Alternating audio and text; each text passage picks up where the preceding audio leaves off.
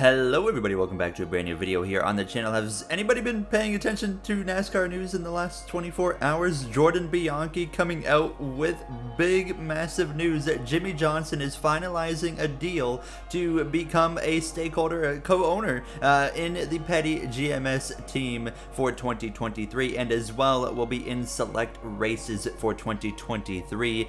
No one knows the number of the car yet, but I have found a Jimmie Johnson car already made, a concept already made on Trading Paints that we're going to be testing out here today at Charlotte. So I've set us up a 20-lap race here as Jimmie Johnson in this number 44 Carvana car, bringing his IndyCar sponsor over here to the NASCAR side. Wouldn't be surprised to see that actually happen in real life in 2023 if this deal 100% goes through, which it sounds like it's going to now as we're ready to go racing in the Coca-Cola 600. Jimmie Johnson 2023. I don't think any of us saw this on our radar here. We've been hearing rumblings that Jimmie Johnson might want to return to NASCAR racing, but I don't think we expected this, especially him becoming a potential co-owner in the Petty GMS team. That was the biggest surprise to me. I mean, absolutely awesome news for Jimmie, and I'm very excited to see, of course, where that goes and how he's going to perform in, say, whatever car he drives, be that a number 44 or a different numbered car. Obviously, 48 will not happen, so let me know what you guys think about the news down below. Will Jimmie Johnson be competitive in a part-time car? You know, Petty GMS, that car currently, you've seen a very vice versa kind of different running positions for those cars, because they have two cars right now, the 43 of Erik Jones, the 42 of Ty Dillon, who's no longer going to be there next year. It'll be Noah Gragson instead, but you've seen Erik Jones really step up to the plate and run really well, really consistent at times. He does have those races where he really struggles, and that team seems to have rough days, but the 42 of Ty Dillon, on the other hand, he hasn't really shown a whole lot of speed all season long, really, so it's interesting to kind of see the dynamic there, and I'm very curious to see how Jimmie Johnson is going to do in potentially a third part-time car next season, but only time, of course, will tell, as we are currently running P19 as Jimmie Johnson, who's won the Coca-Cola 600 multiple times throughout his Cup Series career. He's had so much success at this track here in Charlotte, and I would fully expect him to be doing the Coca-Cola 600 here in Charlotte next season, as it would just make sense. Maybe he would even do the All-Star race at North of Wilkesboro. I just thought about that because I believe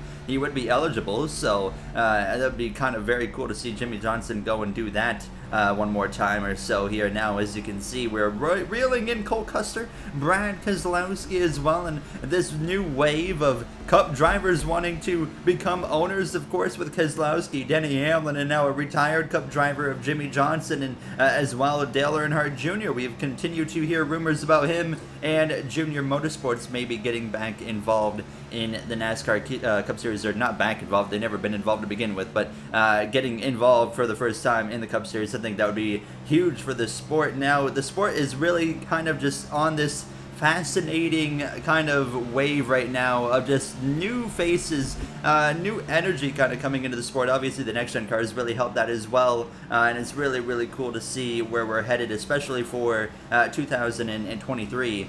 Focusing in, though, on the racing here, I'm actually having a tough time getting past some of these guys right now. Austin Cindric's right on that inside line. He's kind of struggling down there. Keselowski, I'm going to get up here with the number 6 car. Maybe we'll have a little bit more luck here on the outside as we head down into turn 3, and I don't think we're going to have any luck at all up here. Cindric actually able to pull pretty well, as I'm pretty tight right now in this number 44 car. That's the problem. I'm not a huge fan of a tight car, and this thing is kind of plowing on the exit of turn 4. Cindric's going to almost stomp on the brakes there on the front straightaway. We should be able to clear him as we come through turn 1, out of turn 2, throttle up. It seems like the middle lane maybe where you want to be in turn 1 and 2 here. However, in turn 3, it almost seems like you can kind of get away with going down here and running the inside a little bit. Now you have to use a little bit more brake, but throttle up, and you can see I can now get alongside Keselowski. Very close right there, nearly into him. No contact warning, so we are okay there. Now side by side with the RFK driver. Two now co-owners going at it side by side. Two co-owner drivers as we're going to clear that 6 car, 2 passes in the last lap, and all of a sudden it seems like we're kind of finding a little bit of mojo here now as we go down this back straight with Cole Custer. There's going to be one of our employees of Jimmie Johnson right here, Erik Jones, now as we head down into turn 3, and I'm going to get aggressive here because Jimmie Johnson wants to win a Coca-Cola 600. Lean on the door of the 43, nearly some contact there. Now clear of the 41 of Cole Custer. He's going to fight back to that right rear quarter panel down into turn 1. Maybe an opportunity here to slip up the inside of Gilliland, make it 3 wide. This, of course, got to be careful because that car is plowing tight on the exit of these corners right now. But we are absolutely scrapping it out here with these guys in the mid-teens running position right now. Hard on the brakes there. Got to be very careful with the way this car is currently driving right now when we're side by side. 2 wide is kind of sketchy with the plowing tightness of this car. I can't quite make anything happen there. I'm going to give Gilliland a bit of a push. Oh, into turn 1. A big moment there. We're going to slide back up the track sideways now. The caution's going to fly here in Charlotte. Oh my goodness, I think we pushed the 38 into the side of the 43, and then that caused them to, of course, have that bit of an accident there. Nobody's coming into the pits, so I'm going to stay out as well. We're going to restart P19, so we gave up some track position, obviously, and it's going to be very, very difficult here to make something happen.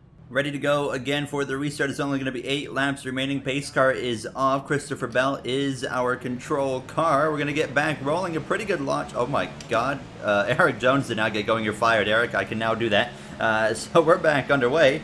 Here from the Coca-Cola 600 down into turn 1. I think we got Ryan Blaney there just behind us now as we're going to really get into the corner pretty deep there. A little bit too deep. I completely forgot. You got to be actually pretty careful with these next-gen cars at these mile-and-a-halves. 3 wide through the middle. Jimmie Johnson's prime is back. What a move in turn 1 and 2. Dive it down into turn 3. We're seeming to be able to really attack the corner right now a little bit more than these AI are now. Side by side with an old friend of Kurt Busch here. Obviously will not be a part of the lineup in 2023 full-time, unfortunately there. But now into turn 1. Reddick stomps on the brakes. Harvick's way up the track. They're going at it in front of us. I see Elliott. I see Chastain.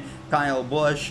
Bubba Wallace as well. Very close quarters right there on the exit of turn 2 with the wall. Is Reddick going to make a move into the inside? Because if he doesn't, I'm going to. And sure enough, doors open. I'm really tight right there on entry. I think I just kind of overshot my apex just a little bit here. Throttle up hard. We only have 6 laps to go. And Christopher Bell, he's long gone. I mean, it's not even a contest. He said, see you later. He's going to go cruise to victory here. I mean, unless something crazy happens now as we're on the outside of the 17. Let's see if we can make this middle lane work. We haven't really been trying it very much, and I think that there is some speed up here. And yes, absolutely there is, because hello to our other car, the 42 of what will be Noah Gragson next year in the 2023 season here now. And that middle lane doesn't really hold on very well here on the exit of turn 4, a little bit sideways on the exit of the corner. Kurt Busch just behind us. I want the inside in turn 3, that's for sure. Now, as I don't mind the inside everywhere, but turn 3, I think I really, really want it there. I'm going to throw a bit of a block, actually, on the 45 of Kurt Busch. Make sure he cannot pass me. I'm chasing the car up the track. They're up at a P11.